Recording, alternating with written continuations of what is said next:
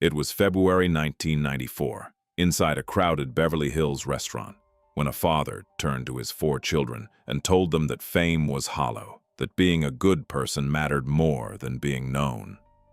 He had no idea he was about to become one of the most recognized faces in America within months, and that his own family would go on to build an empire out of the very thing he warned them against. Keep that in mind. By the end of this video, you'll understand exactly how one of the most notorious murder trials in American history didn't just end with a verdict that split the nation in two. It quietly lit the fuse on something that would reshape pop culture for the next 3 decades.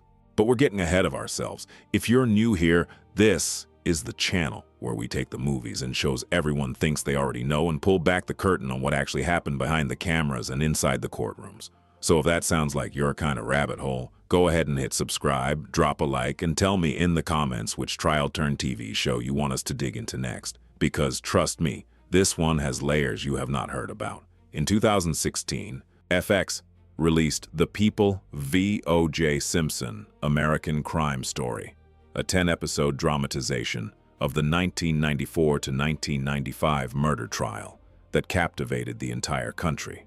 Critics loved it. The show landed a 97% approval rating on Rotten Tomatoes and a 90 out of 100 on Metacritic, numbers that put it firmly in universal acclaim territory. Sarah Paulson's, Marcia Clark, and Courtney B. Vance's Johnny Cochran were singled out for praise. But acclaim is not the same thing as accuracy, and the show's own creative team never claimed it was a documentary. Legal analyst Jeffrey Toobin, whose 1997 book, The Run of His Life, formed the backbone of the series, put it plainly himself. This was not a word-for-word recreation, but an attempt to capture the essential truths of what happened. Which raises an uncomfortable question. What exactly got changed and why? Let's start with the man at the center of tonight's story, Robert Kardashian. In the show played by David Schwimmer, Kardashian is practically a co-lead. He's OJ's moral compass, torn apart by doubt, standing at the emotional center of the defense team, even renewing his law license just to be close to his friend. There's a moment, deeply dramatic, where Kardashian opens O.J.'s travel bag, searching desperately for bloody clothes or a missing weapon, terrified of what he might find. It's one of the most talked about scenes of the entire series. Here's the problem. According to law professor and former prosecutor Lori Levinson, who covered the actual trial as a CBS commentator, that scene never happened. Kardashian was, in her words, a small peripheral player in the real case. The show inflated his role for one simple reason. By 2016, the Kardashian name sold itself. So why give so much screen time to someone who barely mattered in the courtroom? Hold that thought, because it connects to something much bigger waiting at the end of this story. Not everything involving Kardashian was invented, though. When Robert later spoke to Barbara Walters in 1996, he described a genuinely chilling real memory. Walking in on OJ, sitting with a gun wrapped in a towel, staring at photographs of his children and telling him he couldn't do this in his daughter's bedroom because she would never be able to sleep there again. Knowing what happened, that conversation really occurred. So did another detail the show got right. Kardashian and OJ were legally barred from any physical contact during prison visits, which meant every warm hug or reassuring pat on the back you saw on screen was pure invention, added purely for emotional effect.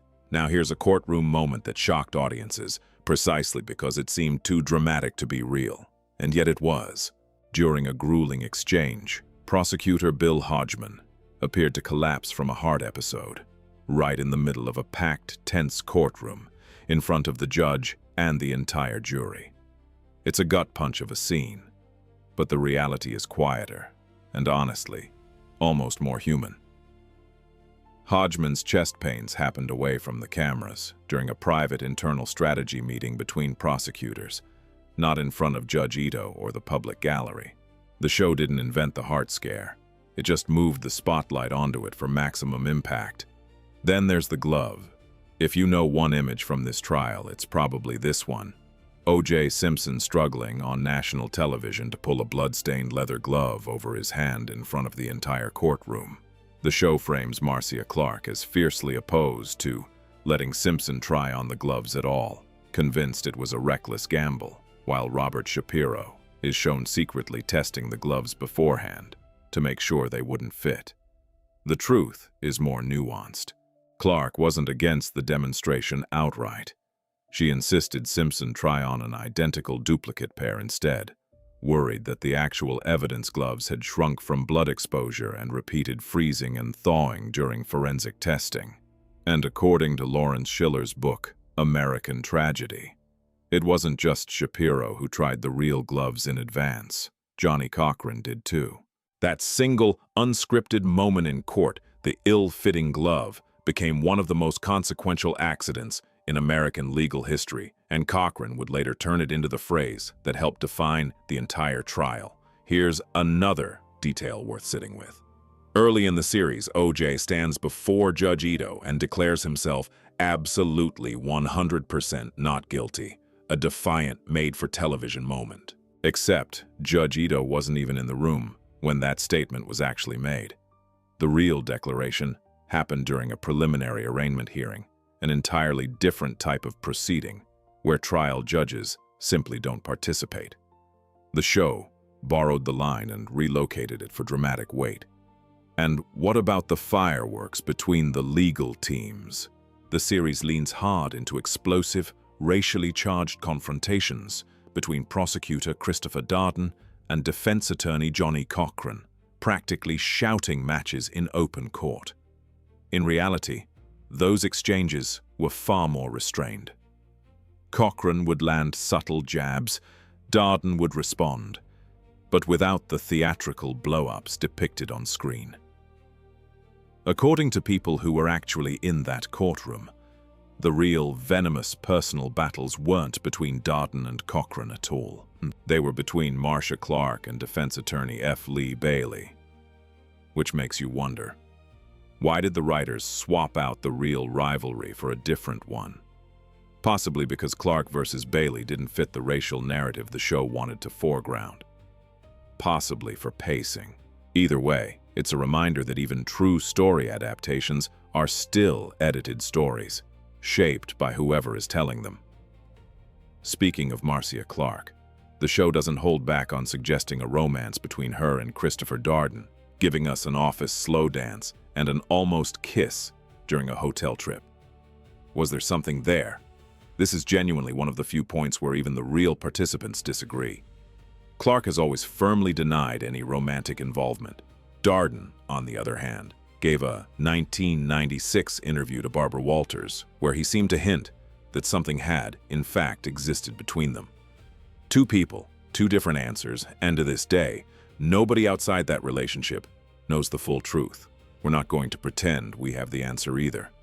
This is one mystery the show dramatized because the ambiguity itself was too good to pass up. Now, a few things that seem completely absurd, but actually happened exactly as depicted. The defense team really did redecorate O.J.'s house with African art and family photography before the jury's site visit, a calculated attempt to reshape how a predominantly black jury would perceive him.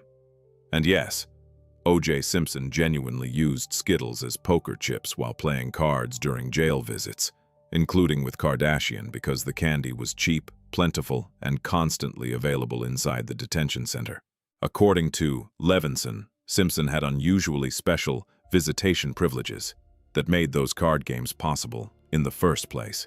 Sometimes the strangest details in a based on a true story script are the ones nobody had to make up. There's also a small but revealing detail from the pilot episode that almost nobody talks about. When O.J.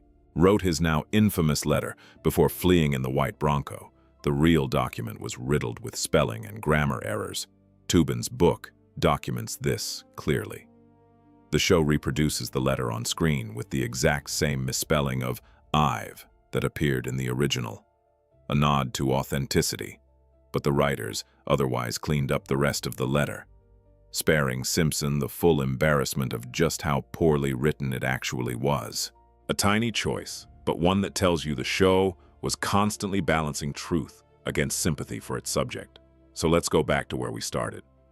A man tells his children fame is hollow, meaningless, without virtue, while sitting in a restaurant that had just given his family the best table in the house because a hostess recognized him as the OJ guy. Robert Kardashian had just appeared on live national television, reading Simpson's suicide note to the world, only hours before that white Bronco began its infamous slow-speed crawl down the Santa Ana freeway. That chase, unscripted, unplanned, real, pulled in so many live viewers that it actually preempted NBA Finals coverage on NBC. Millions of Americans sat glued to their televisions, watching a man they didn't fully understand yet, driven by a friend's family they'd never heard of. Historians and critics now argue that this exact moment, this exact trial, functioned as the true genesis of modern reality television and the 24-hour celebrity news cycle as we know it. And the family whose patriarch delivered that solemn lecture about fame being empty. Within 2 decades, they would become the most famous family in America, largely through television, the Kardashians.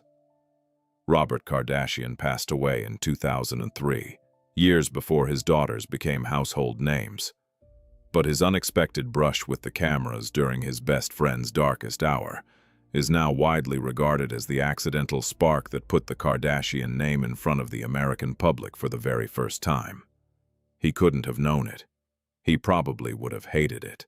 But it happened anyway. That's the story behind the story.